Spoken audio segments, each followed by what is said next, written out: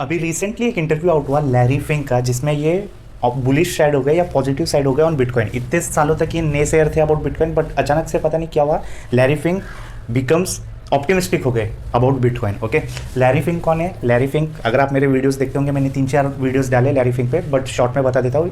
World के most powerful आदमी बोलूँ तो भी गलत नहीं रहेगा, वर्ल्ड के मोस्ट रिचेस्ट पर्सन बोलूँ तो भी गलत नहीं रहेगा अबाउट लैरी फिंक। ये CEO, चेयरमैन, इवन फाउंडर है ब्लैक रॉक के। ब्लैक रॉक कौन है? ये संस्था है वर्ल्ड की सबसे बड़ी asset management company. Okay, world की सबसे बड़ी एसेट मैनेजमेंट कंपनी। इनके पास एसेट अंडर मैनेजमेंट कितना है ब्लैक रॉक के पास? जो इनकी कंपनी है ब्लैक रॉक, ये क्या है? एक asset management company, AMC। Okay, इनके पास एसेट अंडर मैनेजमेंट कितने हैं? $10 ट्रिलियन। ओके, $10 ट्रिलियन इनके पास एसेट अंडर मैनेजमेंट है, राइट? ओके, हमारे इंडिया की GDP $3.7 ट्रिलियन है। जस्ट टू कंपेयर, इनके पास सिर्फ एसेट अंडर मैनेजमेंट $10 ट्रिलियन है लैरी फिंक के पास। और 1985 में ये कंपनी आई थी। इतने कम टाइम में इन्होंने इतना बड़ा सफलता पाली just because of Larry Fink. Okay, Larry Fink अभी ये पॉजिटिव हो गए, बुलिश साइड हो गए या ऑप्टिमिस्टिक हो गए about bitcoin. Okay, Larry Fink के बारे में अगर हम इनका थोड़ा सा बैकग्राउंड देख ले तो ये वही आदमी जिनकी वजह से 2008 का फाइनेंशियल क्राइसिस आया था, और ये वही आदमी जिनकी वजह से हम उस क्राइसिस से बाहर निकले थे, राइट? चाहे मार्केट बुलिश हो, बियरिश हो, इन्हें कुछ फर्क नहीं पड़ता, ये हमेशा प्रॉफिट बनाते हैं। ओके, अभी अगर मैं जब इन्हें वर्ल्ड का मोस्ट रिचेस्ट पर्सन या मोस्ट पावरफुल पर्सन बोलता हूँ तो कुछ लोग बोलते हैं नहीं, ये कैसे होंगे? वर्ल्ड के मोस्ट रिचेस्ट पर्सन तो एलन मस्क के, या जो लुई विटोंग के, आई डोंट नो उनका नाम क्या है, लुई विटोंग के, जो आई थिंक फ्रांस के सिटीजन है, फ्रेंच के, वो है, या फिर जेफ बेजोस हो गए। ये आधे लोग बोलते हैं ये नहीं, ये नहीं। देखो लैरी फिंक कौन है?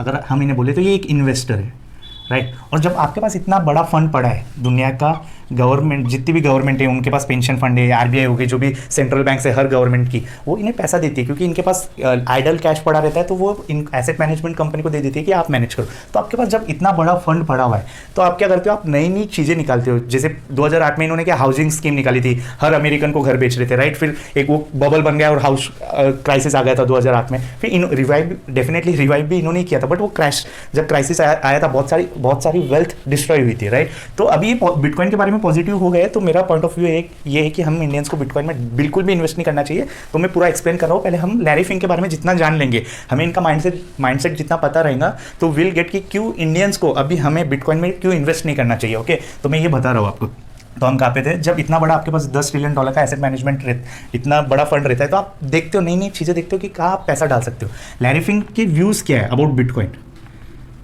तो ये बोलते हैं कि ब्लॉकचेन जो टेक्नोलॉजी डेफिनेटली वो काम की है, right? But bitcoin will never become alternate currency. ये एक करेंसी की तरह यूज नहीं होगा, राइट? अभी इसे बहुत टाइम है, बिटकॉइन को करेंसी बनने में अभी बहुत टाइम है। इवन लैरी फिंक खुद अग्री करती है बात पे कि ये करेंसी तो अभी बहुत टाइम है। हाँ, इसकी ब्लॉकचेन जो टेक्नोलॉजी होती है बिटकॉइन में वो यूजफुल है, राइट? वो हम कहीं ना कहीं यूज कर सकते हैं।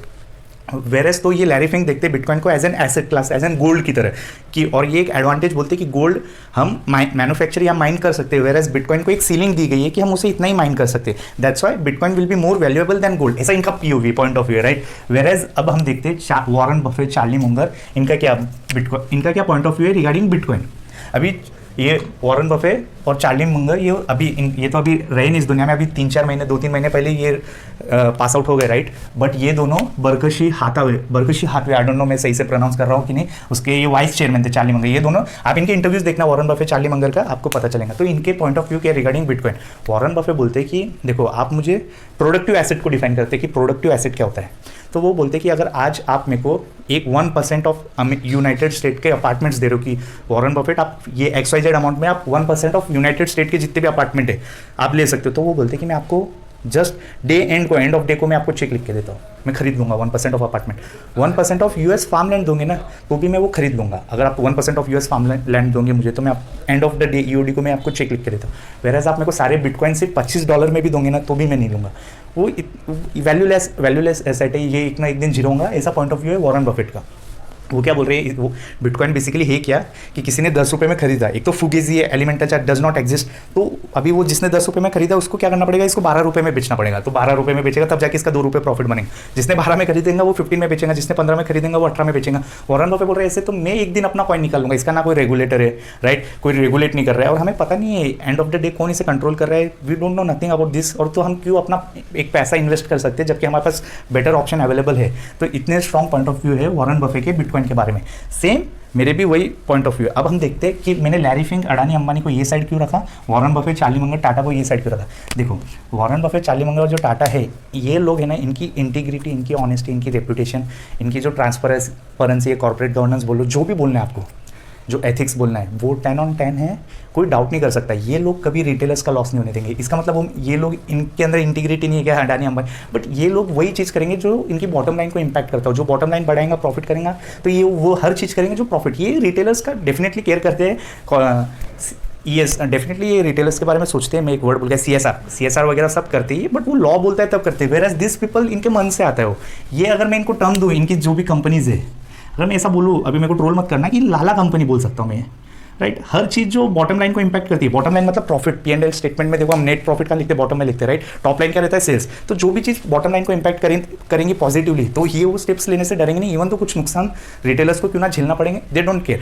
हाँ, ऐसा नहीं कि एक्सट्रीम में एक्सट्रीम, बट ये लोग बिल्कुल भी रिटेलर्स का लॉस नहीं होने देंगे, राइट। इनके बारे में अगर इन लोगों का इतना पॉजिटिव इंपैक्ट है अबाउट बिटकॉइन, तो हमें इन लोगों के साथ जाना चाहिए। वेरएज ये भूलना मत कि लैरी फिंक की वजह से 2008 का क्राइसिस आया। तो अभी बिटकॉइन में अगर हम हमारी वेल्थ लूज कर देंगे जस्ट बिकॉज लैरी फिंक का ओपिनियन आया, आप देखोगे बिटकॉइन अगर भागना स्टार्ट करे तो हम इंडियंस इन्वेस्ट करेंगे। तो मैं चाहता हूँ कि आप बिल्कुल भी बिटकॉइन में इन्वेस्ट ना करके, इवन हमारा इंडियन स्टॉक मार्केट पड़ा है, बिंदास इन्वेस्ट कीजिए, बिंदास। 140 करोड़ में सिर्फ 4-5 करोड़ है जो लोग एक्टिव पार्टिसिपेंट, तो 4 करोड़ से भी कम है। इमेजिन करो अभी इतना मार्केट, बहुत सारा पैसा आना बाकी है इंडियन स्टॉक मार्केट में, और बहुत सारा बुल रन, अभी तो बुल रन पूरा का पूरा पेंडिंग है। 2024-2025 बुल रन रहेगा, डेफिनेटली इन्वेस्ट कीजिए स्टॉक बिटकॉइन से। अच्छा तो आप, इवन तो मैं बोल रहा हूँ फिर स्मॉल कैप में इन्वेस्ट कर लो, अगर आपको इतना ही रिस्क लेने का शौक है तो स्मॉल कैप में इन्वेस्ट करो, बट सेफ रहिए, मिड कैप और लार्ज कैप में इन्वेस्ट कीजिए, अच्छा पैसा बनेगा रैदर देन बिटकॉइन में। कॉइन मार्केट पूरा का पूरा फ्रॉड है। मुझे नहीं पता आप लोग कॉइन मार्केट में क्यों इन्वेस्ट कर रहे हो, थोड़ा सा रिसर्च कीजिए। कॉइन मार्केट से बेटर अपॉर्चुनिटीज़ आपको इंडियन स्टॉक मार्केट में मिलेंगी। तो बहुत सारे इंडियंस के मैं देखता हूँ कॉइन मार्केट में पैसा लगाया हुआ है, कुछ ज़रूरत नहीं है इतना ही। अगर आपको रिस्क लेने का शौक है तो मार्केट में पैसा लगा के भूल जाओ, कुछ ना कुछ अच्छे रिटर्न्स तो मिलेंगे, राइट। कॉइन मार्केट, बिटकॉइन वगैरह, आई थिंक कल उठ के कोई भी अपना कॉइन बना देगा, राइट। तो उसमें इन्वेस्ट नहीं करना चाहिए। होप आपको सारा पॉइंट ऑफ व्यू मिला होगा। लैरी फिंक, इनके बारे में रिसर्च करो, लैरी फिंक के बारे में। अभी एक और वर्ड जो लेके आ रहे हैं, जो कॉर्पोरेट वर्ड में ESG, जो कि आप देखोगे चार्टर्ड अकाउंटेंट, कंपनी सेक्रेटरीज के सिलेबस में भी ये ESG वर्ड थोप दिया गया है। क्यों आ रहा है ये वर्ड, इसके बारे में रिसर्च करो, राइट। Let's go.